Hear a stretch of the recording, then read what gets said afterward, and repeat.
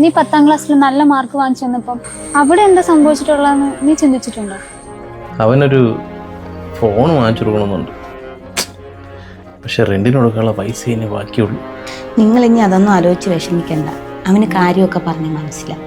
ഇന്ന് എന്തായാലും എല്ലാം മാറ്റി വെച്ച് ചെറുക്കനൊരു ഫോൺ എടുക്കണം. അത് ഞാൻ തീരുമാനിച്ചു. അല്ല, അപ്പോൾ ഫീസ് അടയ്ക്കണില്ലേ?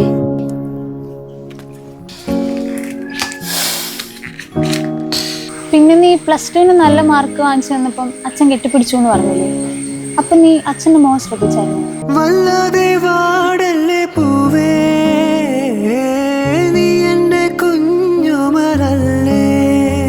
നീ ഒന്ന് ശരിക്കും ആലോചിച്ച് നോക്കിയേ.